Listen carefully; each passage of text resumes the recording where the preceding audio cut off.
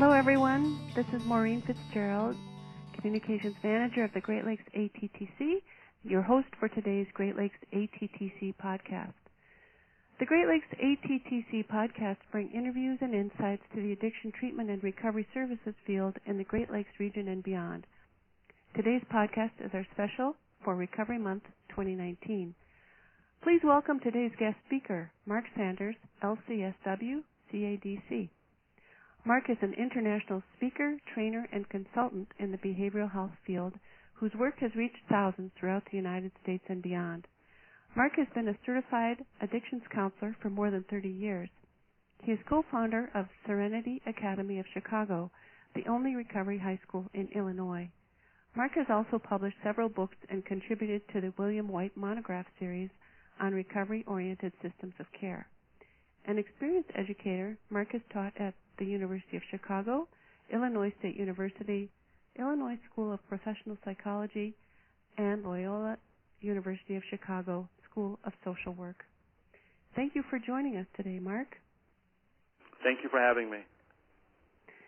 I'd like to start with our first question for you today, and that is, as a field, when and why did we increase our focus on multiple pathways of recovery? Historian William White said that there was the best day in America to have a substance use disorder, and that was in September of 1978, the year that First Lady Betty Ford went on national television and said, "My name is Betty Ford. I'm an alcoholic." Newsweek magazine ran an article shortly after her proclamation that said that 90% of Americans believe that addiction was a disease that should be treated in hospitals. Stigma was at an all-time low. The idea was, if the First Lady of the United States could be an alcoholic, then anyone could be an alcoholic. Back then, insurance companies paid 90% of treatment for substance use disorders. If that was the best day, perhaps the worst day as it pertains to stigma to have a substance use disorder occurred June 15th of 1986. And that was when All-American basketball player Len Bias, an African-American player for the University of Maryland, was drafted number one by the Boston Celtics. He was the team with Larry Bird and four other Hall of Famers. After the draft, he went to a party and celebrated by snorting cocaine. Had a heart attack that evening and died. University of Maryland is located close to Washington, D.C., where Congress meets. So Congress intensified its war on drugs following the death of Len Bias. So in 1985, prior to his death, there were 400,000 inmates in our nation's prisons. As the war on drugs intensified and increased, the numbers swelled to 1 million by 1995. And by 2005, 2 million. In other words, every decade, the prison population doubled. And it peaked at about 2.4 million 7 years ago. And today it's estimated there are 2.1 million people incarcerated in U.S. prisons. Stigma increased following his death. And we started hearing language like crackheads and crack babies, and the child welfare system got involved, and many mothers who were addicted to crack cocaine lost custody of their children.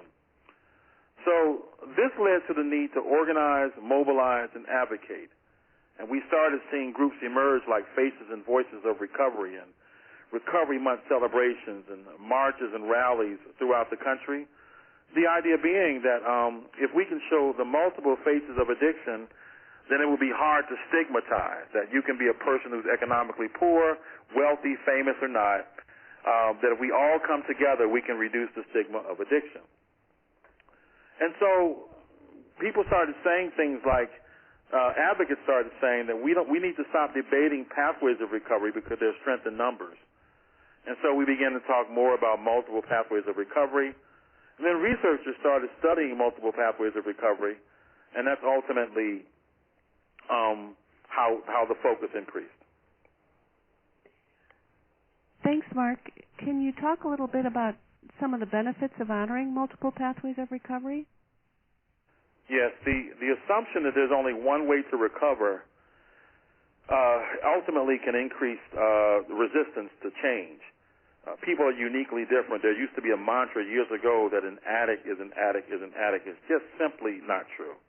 That each person with a substance use disorder is uniquely different, and not every person needs the exact same pathway and style of recovery. Secondly, we're talking now with our evidence-based practices the need for client voice, for people to have a say-so in their recovery path and in their style of recovery. Years ago, that each person who went through substance use disorders treatment primarily received the same exact treatment. It was some residential programming followed by 12-step recovery.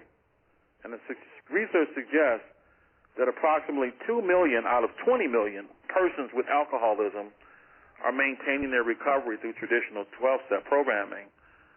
So it's also clear that the other 18 million may be motivated by something else. I had a colleague whose husband was suffering from alcohol use disorder, and we recommended that he go to Alcoholics Anonymous, and he came back from his first meeting and said, I just can't say it.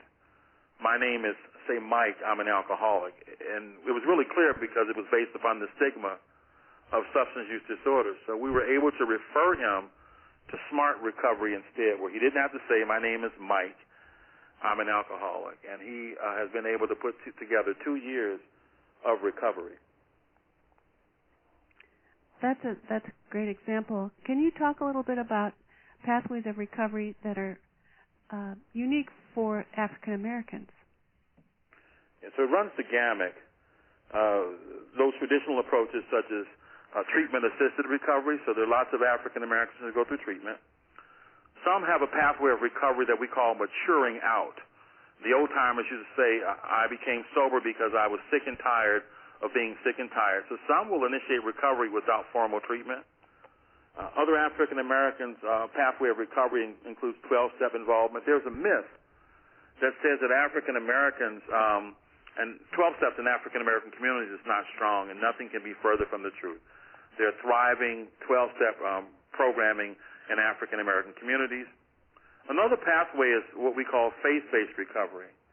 When crack cocaine hit African American communities in the 1980s, managed care also had a stronghold on addictions treatment.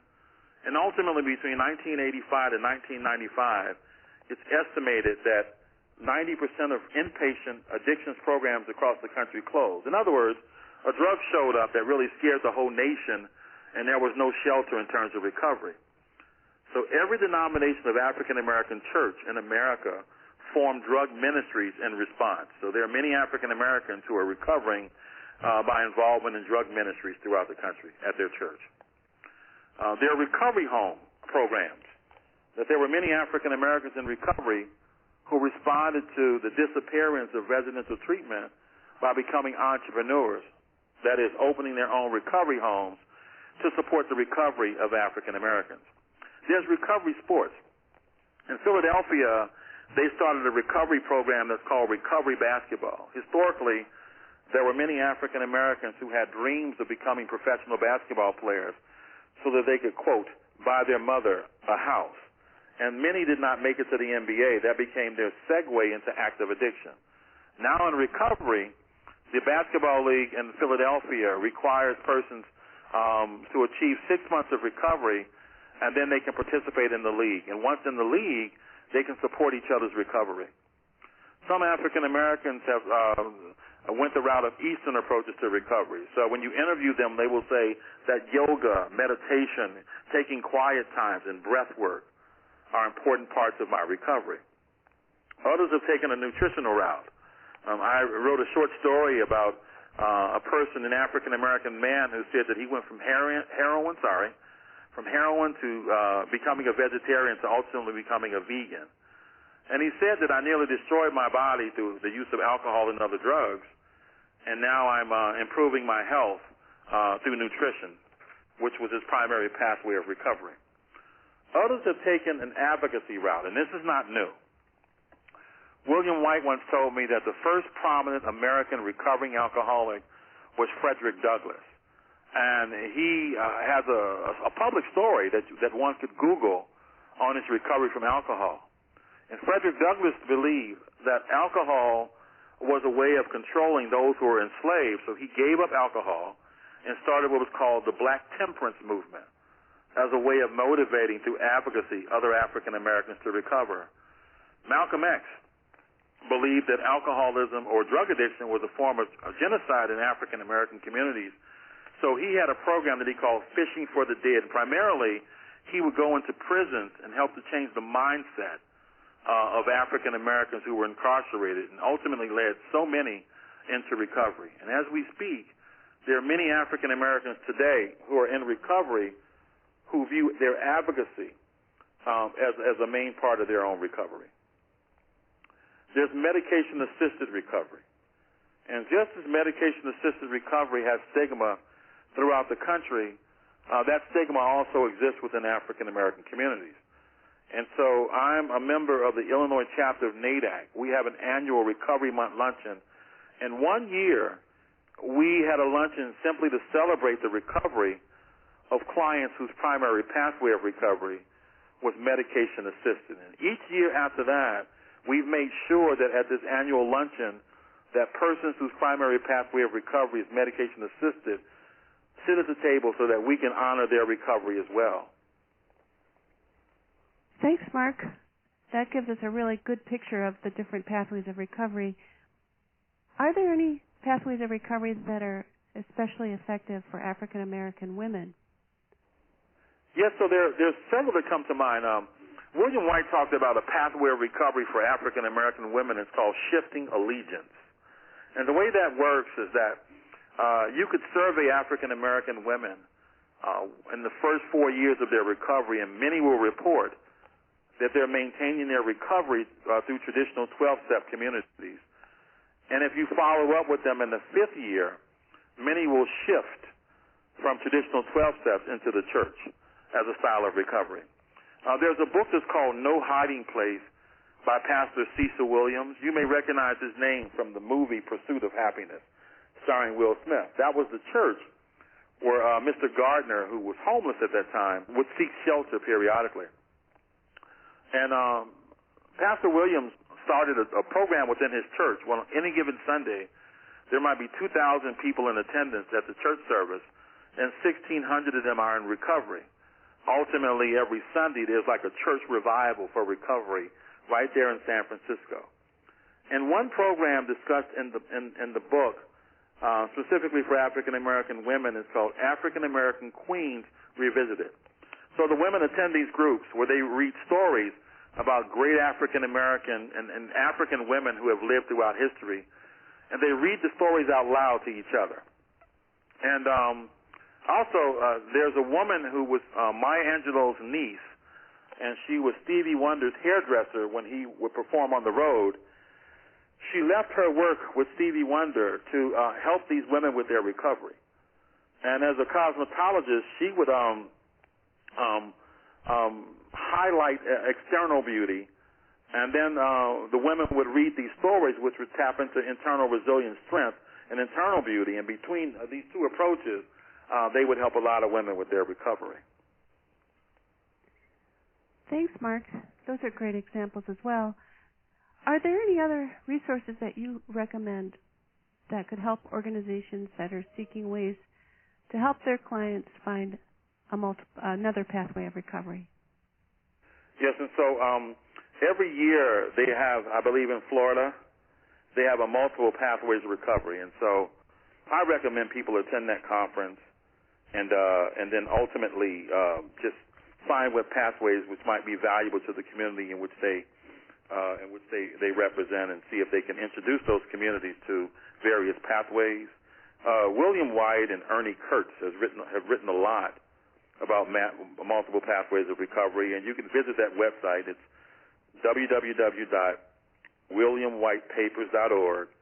And also, I am the curator of the online Museum of African American Addictions Treatment and Recovery. Our website is www.museumofafricanamericanaddictionsrecovery.org, and we have a section on the museum that's called Scholarly Articles. And one has been written on multiple pathways of recovery for African Americans.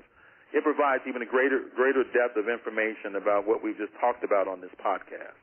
And I recommend the book by Cecil Williams, No Hiding Place, which tells a story about how one church can comprehensively address addictions recovery within African American communities.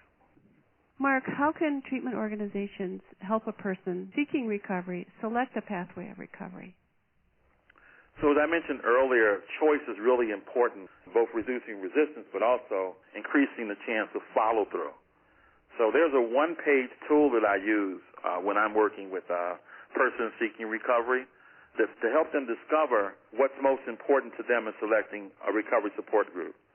So it asks questions such as, in selecting a peer-based recovery support group, what's most important to you? And examples include members who share my ethnicity, members who share my drug of choice. For example, I used to take teenagers to 12-step group meetings, and they preferred Marijuana Anonymous to the other 12-step group meetings because the teenagers I worked with at the time, their primary drug of choice was marijuana.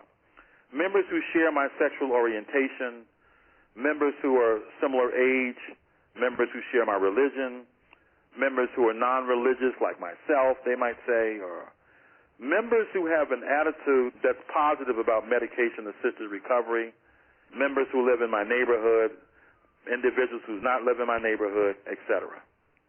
And so by asking such questions, we're able to make recommendations based upon what's important to the individual. Thanks, Mark. I think that you pointed out that's very important to always keep the focus on the individual. Right. Thank you. Well, thank you for being our guest speaker for our Recovery Month 2019 podcast special. Thank you. I just was hoping that through our discussion today that there are people who benefit from the information that we talked about. Yes, thank you. And another resource that we encourage everyone to turn to is the ATTC Network. Our website is attcnetwork.org, where you can find resources related to choosing multiple pathways of recovery. Today's podcast was produced by the Great Lakes ATTC. All Great Lakes ATTC podcasts will be available for download from the Great Lakes ATTC website and from the Products and Resources catalog on the ATTC Network website. The title of our podcast theme song is Home, an original piece for guitar composed and performed by Steve Wall.